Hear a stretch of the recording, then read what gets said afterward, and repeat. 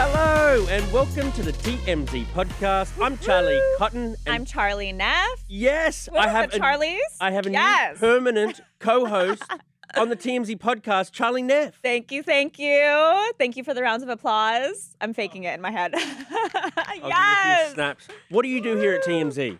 So I am a senior news producer. I actually hit my 11-year anniversary in February. Congrats. Whoop. Yep. Little Charlie's looking back thinking, wow, what an awesome career. But Yeah. I've worked on every breaking news story you could possibly think of. It's been a wild ride. Actually, you and I kind of started around the same time. We did. I think I started a few months after you. Yeah. Wow. Look at us now. Now we got the podcast. Yeah. I mean, nobody show old clips of us, though. Right. I think we've aged some. Maybe me more than you. Probably. Oh, To be rude. honest. That was a layup for you to be like, Charlie, you look great. You do look great. You're Okay. Too late. You're giving news reporter Barbie. Oh, okay. Come in here more often. Well, you'll have to come in here every day. I You've know. signed up for We are officially the TMZ podcast hosts. it. Very exciting. Charlie and Charlie loving it. But Okay. we have a lot to get into today. We do. So we're going to talk about Britney Spears. Seems like she's spiraling. Yeah, this is really, really sad because people around her are saying that they're worried about her well-being. And also, they feel like she's going broke. And she got out of the conservatorship. Everyone was all for the free Britney stuff, for her to live her own life on her own terms. She was in a 13-year conservatorship with a lot of restrictions. But now people around her in her inner circle are feeling like this was not the best situation for her. Totally. So we'll get into that. We'll get into Justin Bieber. He's breaking down crying. Yep. Aubrey O'Day is claiming now that Diddy tried to buy her silence with those publishing rights. And Right. finally, we're going to talk about Gypsy Rose. Oh, my favorite. Your favorite. Seems like she's coming out with a memoir. Yes. Things are going pretty well for her. Yeah. But into Britney Spears at the top, it's she's completely dysfunctional, according to people close to her, and that includes her mental and financial health. Yeah, so we broke the story on Friday that her and her dad had finally settled their years-long lawsuit where Britney's attorney, Matt Rosengart, had come after Jamie Spears, who's Britney's dad. He was a part of her conservatorship, a big part of her conservatorship, and Matt Rosengart had claims that Jamie had mishandled business decisions, but also had made claims that he had authorized illegal surveillance of Britney, specifically her phone, all these wild allegations, which Jamie had always maintained his innocence and always had said everything he did was out of love for Britney. Well, guess what? They have settled. Britney gets absolutely nothing. In fact, she is going to have to pay all of his attorney fees, which are, we're told, north of $2 million. So in addition to that, we're also being told that she has paid Matt Rosengart over $4 million for this whole ordeal, which Britney is apparently furious because Matt had come to her and said this was an airtight case. And here now she has been dishing all this money and never really got the vindication that she was looking for. So she's dishing out lots of money to them. Yes. She's also going to French Polynesia once a month or two and spending close to $1 million a trip. Woo! She's going to Hawaii almost monthly by herself. This is all with like private jets, staying in presidential suites, you know. She's dropping $350,000 a trip to Hawaii. So with all of this money going out, where's the money going in? She had the memoir. She had the memoir, I guess. The memoir, yeah, which she did get a good upfront payment for that. But I mean, just the couple things that you named, it sounds like that could be gone. And we know that she's not touring. We know that she has no interest of going on tour. And usually as an artist, that's where you make a bunch of your money, is from doing that. But she has no interest in that. She did have that song with Elton John. True. Which did okay. Kind of fell off. I mean, I loved it. I bumped it. You're a big Britney fan, aren't you? I do love Britney. However, I think that anybody looking at her Instagram could believe that something might be a little off. Well, let me stop you right there, Charlie. Yes. Because she just deleted her Instagram. Breaking news. Oh, Breaking news. She just deleted her Instagram again. Well, that's interesting because the last post that she did was about her family, how she felt like she'll never get her life back, and basically blamed her family for a lot of the issues in her life. So it's very sad. This girl is isolated now.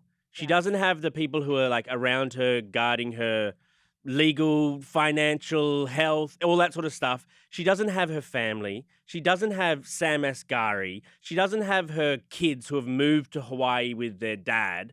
Who does she have looking out for the money and just her mental stability? Who? Doesn't seem like anybody. She does have a couple people around her, like Kate Hudson's her manager, and also her friend who's been hanging out with her a lot. There's another guy that she's been hanging out with, Paul Solis, who had worked for her at a point. So she has people around her, but are these the right people and are they giving good advice? I mean, unclear. Yeah, this is a sad tale, I think. Yes, it is. Okay, on to our next story. Your accent. Okay. I've had it the whole time you've known me. No, but like, I don't know. I feel like you're turning up your Australian accent right now. Oh, really? Yeah. Okay. Sometimes I wonder if you're really American. Justin Bieber breaks down crying. Okay, this is the one to do that. Justin Bieber. Yes. He just posted a slide of photos, and on a few of them, he's like crying. One he's got like a little Like tear. actual tears. Actual tears. One's tears streaming down his face. One's just a tear in the eye. I was very confused by the photo dump because it's like performance photos, like everything's going great, happy. It's like a photo of weed, and then it's a couple photos of him crying, which obviously any believer is going to be a little concerned. Like, why is Justin Bieber crying? He has it all. Well, yeah, I mean, his wife Haley thinks he's a cute crier at the very least. He is a cute crier. Are you a cute crier? Absolutely not. I look No. like a dying lion. Oh, dying lion.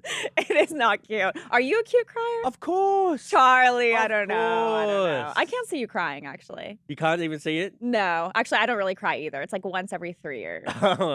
Well, Haley seems to like it. It's interesting. If you have the wherewithal to, when you're crying about something, to whip out the phone to take photos of it, it can't be that all-consuming. It's very Gen Z, though. This is so, here's the millennial in me. I know, old lady, Old lady, like red millennial. flag, I know.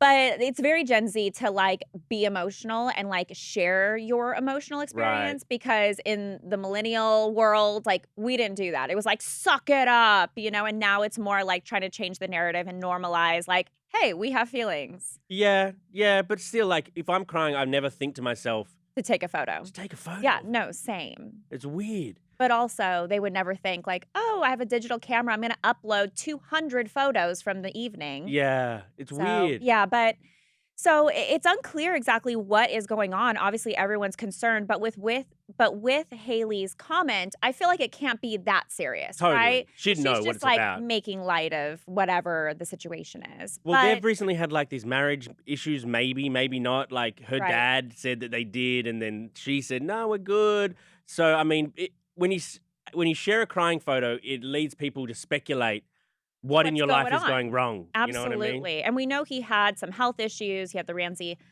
Hunt syndrome, where remember Yes. he was like partially paralyzed on his Yes. face. And then of course I imagine just the burden and the weight of being a child star, as huge pop star, the #1 pop star like ever. Yeah. Well, sorry, Michael Jackson, maybe not ever of our time. Yeah. maybe. So I'm sure there's a lot of things going on behind the scenes that we just don't know or can't relate to, but yeah, it's sad to see him cry. Totally. Okay. On to our next story.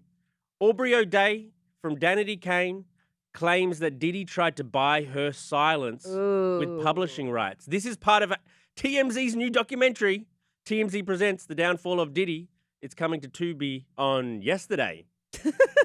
Yesterday it came to Tubi. Yes. So, Aubrey O'Day is claiming now that in order to give her back her publishing rights, she would have had to sign an NDA so that she couldn't speak badly on Diddy or Bad Boy Records. Let's listen to some of the clip from our documentary now. I received the publishing deal. I know what it says. I know how much money it was giving me. I'll tell you, $330. $300.30. When I went to look at the publishing deal, it said anything but I'm being made whole financially again. In fact, it asked me to not be able to have access to my story and my experience anymore. It asked me specifically to stay silent and never speak poorly about a human. So then I realized something really bad is coming.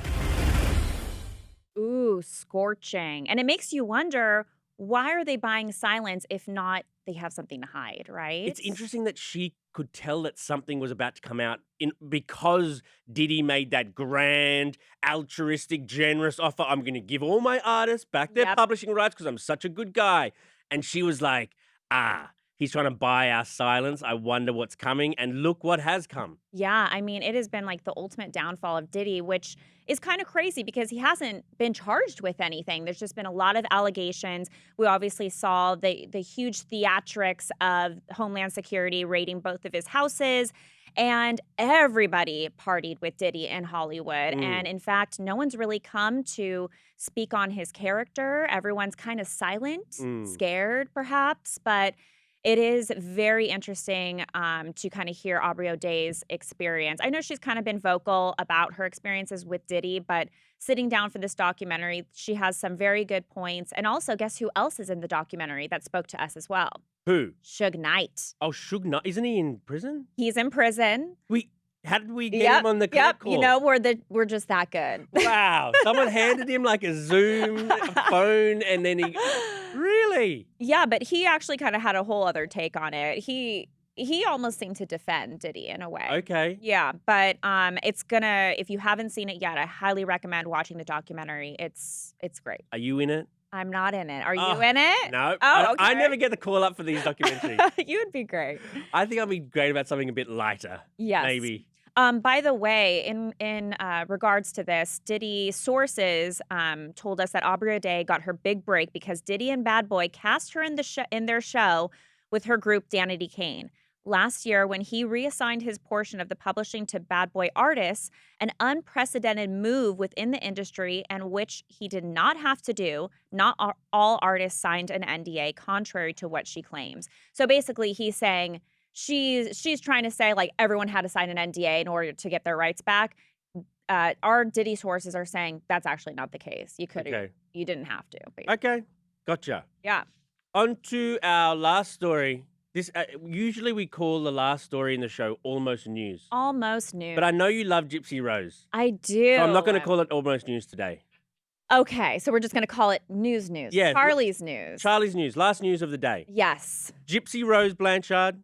She was cuddling up to her ex-fiancé at the New Orleans Jazz Fest. In light of a new memoir coming out, she's telling her side of the story. I thought, we'd known a lot of her story from the Mummy, Dead and Dearest and documentaries. Yep. But now she's like, you need to hear it from my mouth. Yeah, I mean, she's got a lot going on right now. She's actually coming to LA this week. She's going to be promoting the second season of her Lifetime show, Gypsy Rose Life After Lockup.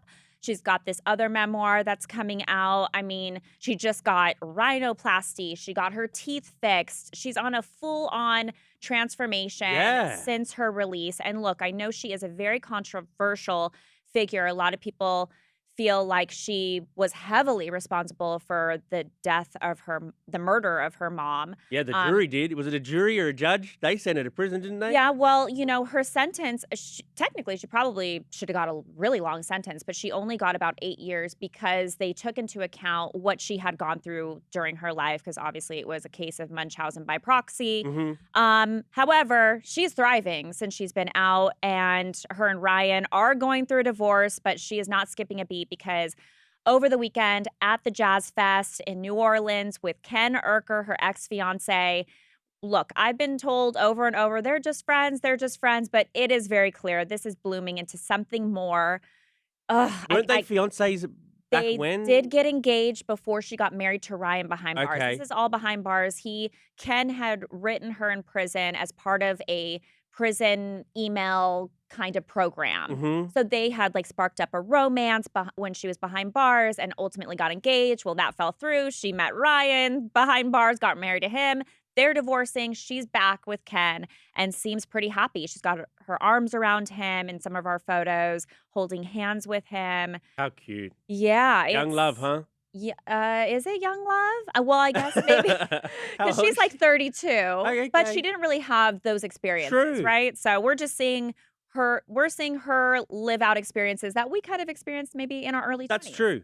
All right, hey, we might have we're trialing a new segment Yes. And the new segment is it's called- Charlie's Flashback. Which Charlie is it referring to? I think it's you. It is me. Okay, so this is something important or big or monumental or something that happened this day in This history. day, 13 years ago, Kate Middleton and Prince William got married. Okay, so it's their wedding anniversary today. That is their wedding anniversary today. Happy Their wedding official Instagram account posted a unreleased photo, wedding photo of them together, black and white photo, which a lot of people didn't like Ah, because they're like, this seems like something that you would place at a memorial. oh, true. Well, And in light of Kate with her cancer battle, people felt it was really insensitive. But whatever the case, happy anniversary to them, 13 years together. And what a wild ride it's been. 3 kids, lots of royal drama. well, he's got. I mean, obviously Kate's going through it, but Yeah. Prince William, his dad, looks like he's on his way out. Yep. His wife is going through cancer. His grandparents His died. grandparents died. His brother's on the other side of the country now. Yeah.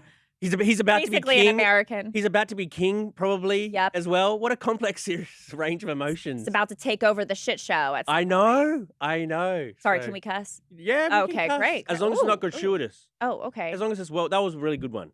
Hey, question for you. Yes. Where were you when the royal wedding happened 13 years ago? Did you watch it? Did you stay up and watch it? Or What were do you in Australia? I was in Australia. I Okay. think I had a girlfriend at the time who was into it and I wasn't. So I think I Did think I she- slept in. Oh, okay, so she didn't like make you watch it? No one can force me to do anything. Yeah, No. okay. All right. Well, I was just in bed. I stayed up all night to watch like the live stream. Sad. I did cry, shed a little tear, a Um, little Justin Bieber tear. Sad. Yeah. Sad. Okay. Well, this was really fun, Charlie. This was super fun. I can't wait to do this again tomorrow. Oh, you'll be back again tomorrow. This is such exciting times ahead. Subscribe anywhere you get your podcasts, Apple. what are the other Everywhere. ones? Just Yeah. everywhere. Comment as well. Even if you hate it, just say, I hate it. Just comment. Thank We you. have to hear Charlie Duff's voice. What? No. Okay. Goodbye. Bye.